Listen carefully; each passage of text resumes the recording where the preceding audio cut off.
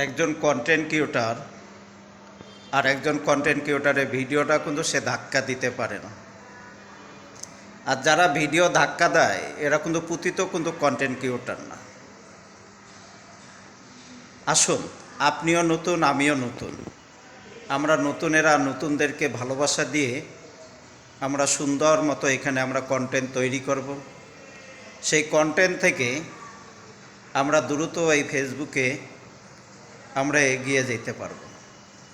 তা আপনারা তো জানেন যে আমি হয়তো সুন্দর, আমার কন্টেন্টগুলো হয়তো আপনাদের কাছে সুন্দর না লাগতে পারে, কিন্তু তারপরেও এই ফেসবুক থেকে ইনশাল্লাহ আপনাদের দোয়া এবং আপনাদের ভালোবাসায় অনেকটা এগিয়ে যেতে পেরেছি।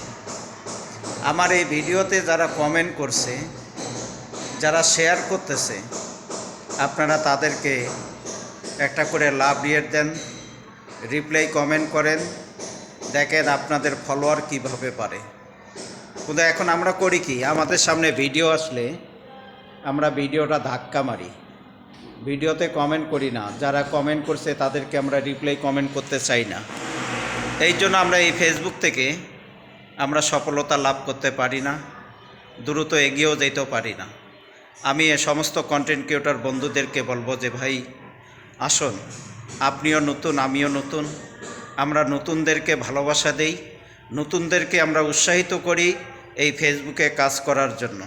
তাহলে এই নতুন বন্ধুরাই দেখবেন আপনাকে আমাকে ভালোবাসা দিয়ে আপনাকে আমাকে উপরে উঠার জন্য তারা সহযোগিতা করবে এবং আমরা দ্রুত উপরের দিকে উঠতে পারবো।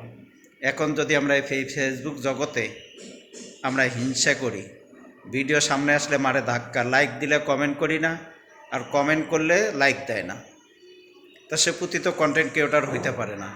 কিন্তু ফেসবুক দেখবে কি আপনি নিঃস্বার্থে ভালোবাসা দিয়ে আপনি কাজ করে যাচ্ছেন কিনা।